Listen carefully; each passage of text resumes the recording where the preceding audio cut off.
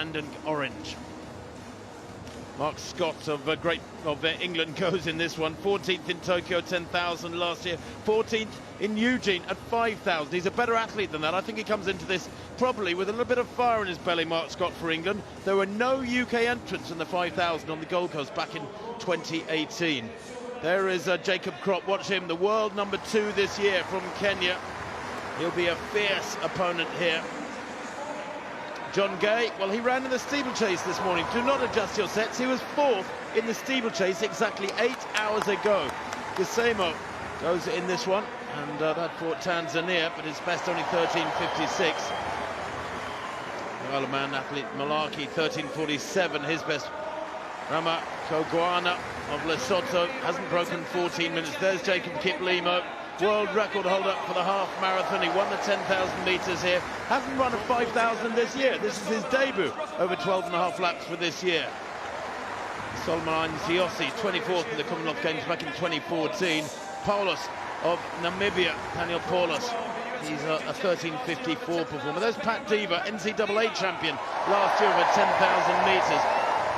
27.23 back in March, but hasn't really progressed since then.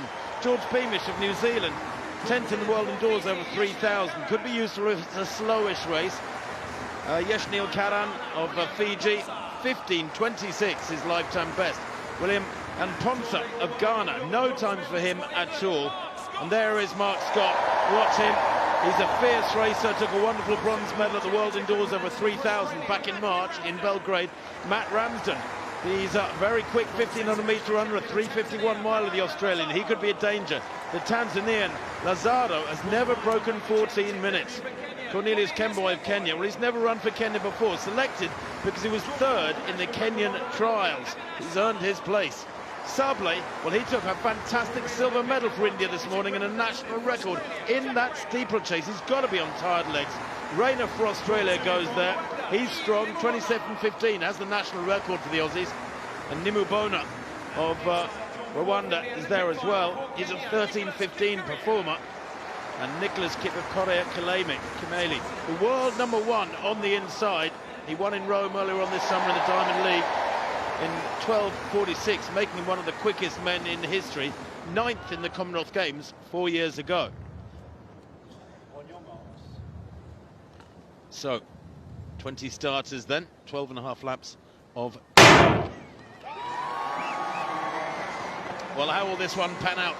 4 years ago, and by the way, not a single finalist from that Gold Coast 5,000 4 years back is in this race. Not a single one. Joshua Cheptegei, world record holder at 5,000 and 10,000 since 2018, isn't here. But in 2018, the 3,000 was reached in a pedestrian 8:47. They almost literally jogged the first 3,000 metres. Then the 4th kilometre things picked up.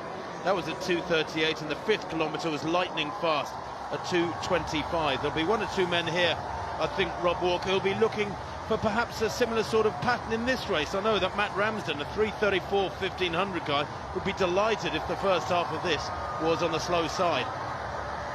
He certainly would, Tim. He is a big, powerful performer. He's just on the right of picture now in the middle. I can't believe Sable has taken his place in the starting lineup after that epic silver medal in the steeplechase. Talking about the Indian just running in the middle of the group now, just on the left of your picture. The other interesting dynamic here, Tim, I know you do a lot of commentary on the Diamond League circuit.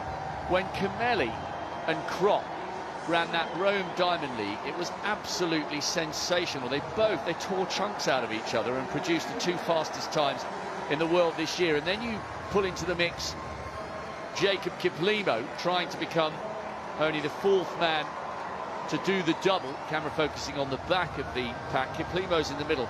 I think it would suit Kplimo if it was slow, because he might still be feeling tired after the 10,000 metres. Well, Kplimo and Kimeli at the front, and I think there's arrangement here. That was a 63 lap. It's quick. Weir, this is her last attempt. She's got the bronze medal, the Canadian. And she's going to end with the bronze medal. Gillian Weir in the 3rd round through 67.35. A smile from a support team. But Canada win bronze with Gillian Weir, which means Julia Ratcliffe of New Zealand has the silver medal and has one more throw to try and stop Cameron Rogers of Canada winning the title. But Rogers, 74.08. Ratcliffe will have to throw a lifetime best to stop the Canadian winning. One more throw.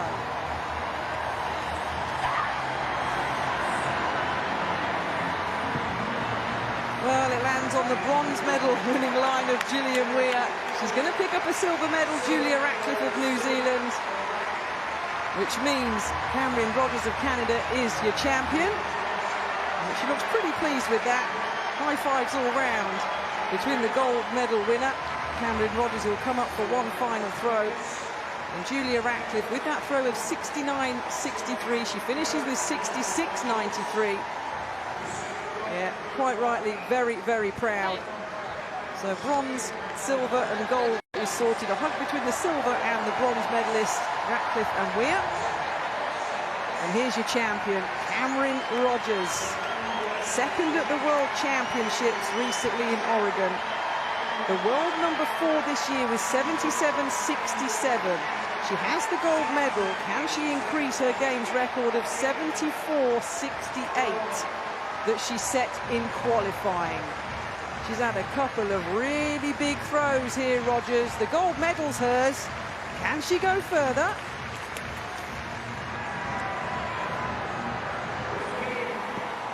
Well, it's way over the 70-metre line again. It's going to be close, you know. She gets the white flag. She's celebrating for the gold medal. That's understandable. One of the big favourites here at the Commonwealth Games. Everyone's awaiting the distance, though. Has she set a new games record? Has she gone further than 74.68? Not quite, I don't think. It's coming through. 73.89. No new games record, but the gold goes to Cameron Rogers of Canada.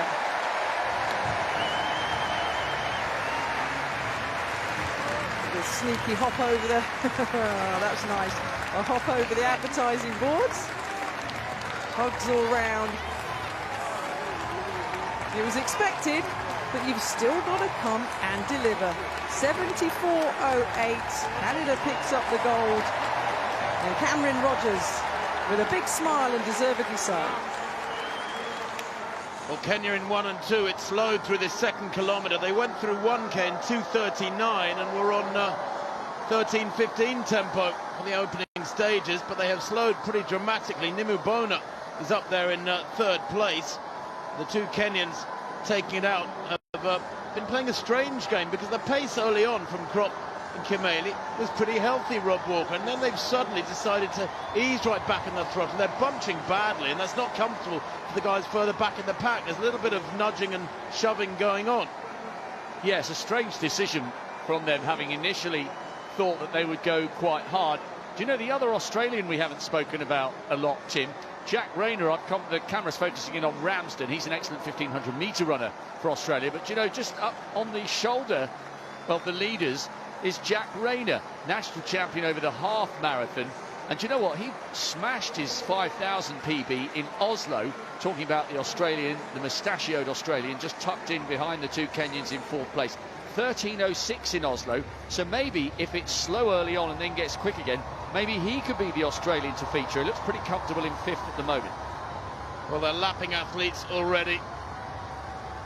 That's how slow it is. 5:23 at 2,000, at 2:44 that second kilometre after 2:39. So much was promised, but it is pretty bizarre. Nimubona, a 13:15 athlete, pretty useful. The third Kenyan beginning to move up to the fore, and Kplimo just shadowing that lead group. He's back in about 7th or 8th place at the moment.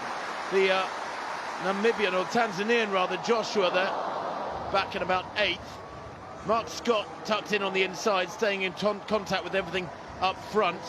And Pat Deaver as well is there for England, NCAA champion last year, ran a really quick 10,000 back in March in California, but hasn't really shown anything like that sort of form since. A couple of 13:20 runs in May and June in the USA, but a little disappointing really, as the season was supposed to reach its climax. There were so many fast races in the USA in March and April and May in the Californian sunshine, and many athletes can't replicate that when it really matters in the meat of the summer.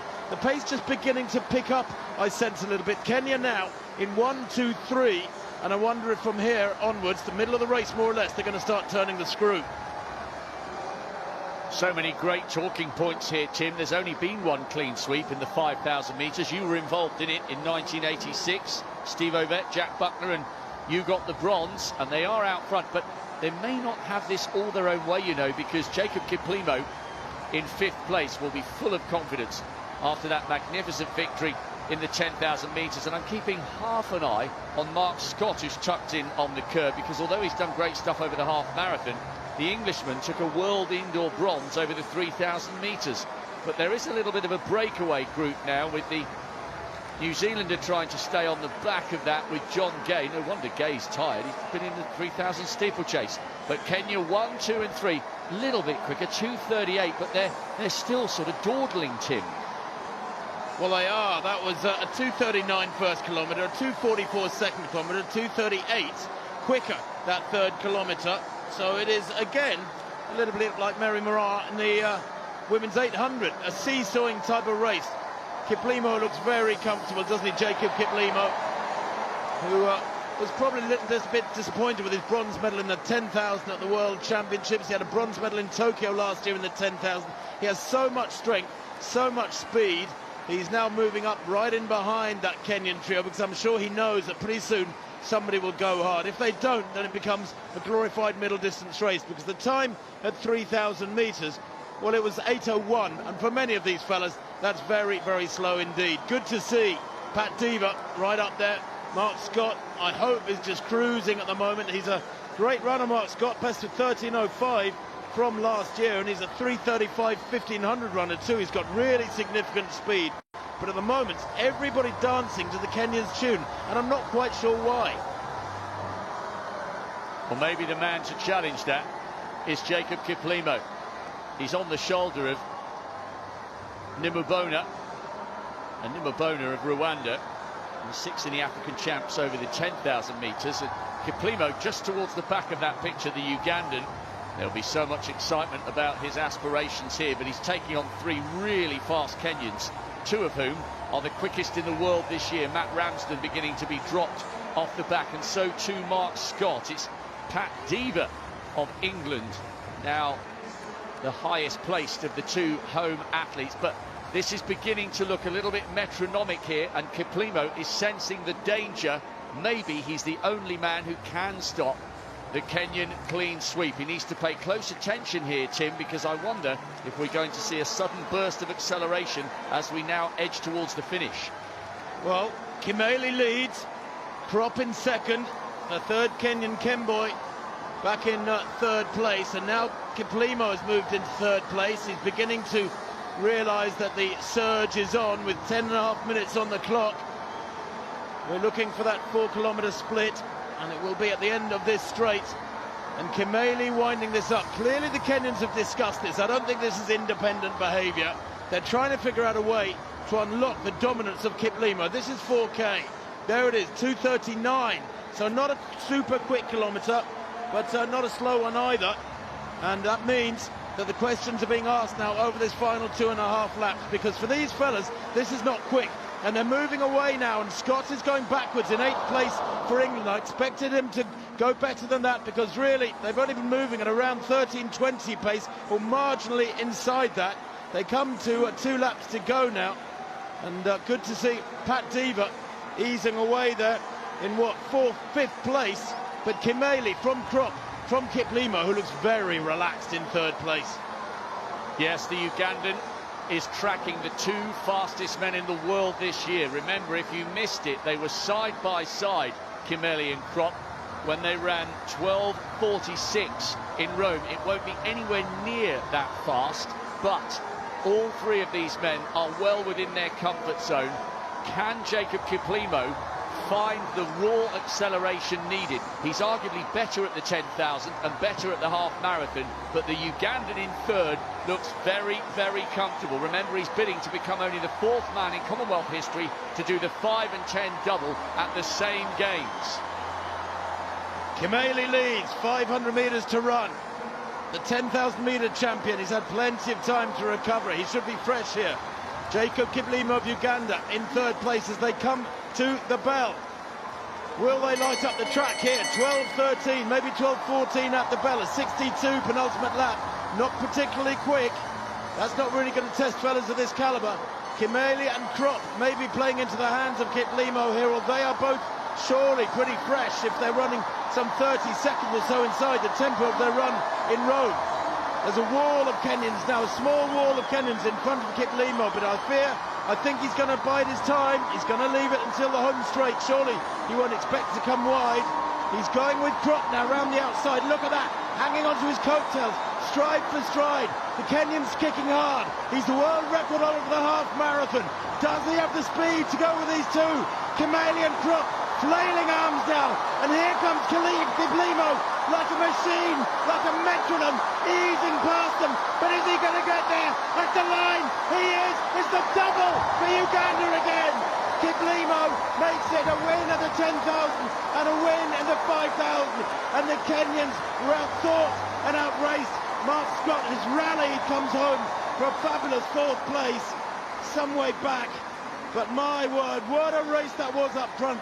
Rayner coming home as well, up in the top 8. Kplimo's time 13.08 after a strange race. The time at 3,000, remember, 8.01. That was outside 13.20 tempo. A super fast last lap there, bringing Kplimo victory by the tiniest of margins. The Kenyans did everything they possibly could, as we see some of the back markers coming through. He won by 11 100ths of a second. Kplimo taking the silver, Krop the bronze, and he was about 2 meters down. And Mark Scott 13.19, a season's best for him. He managed to wring out a really solid run, Mark Scott, from that one, when with about a mile to go I thought he was down and out. Jacob Kplimo is the toast of Uganda tonight, tomorrow, and for the rest of this season. He's beaten the 2 quickest men in the world this year, who mounted a magnificent attempt to deny him the double. Full credit to Kplimo and Krop with the silver and the bronze. But despite the fact that it's not necessarily Jacob Kplimo's best distance, he had enough down the home straight. He has stepped out of the shadow of his fabulous teammate Joshua Cheptegei and follows in his footsteps.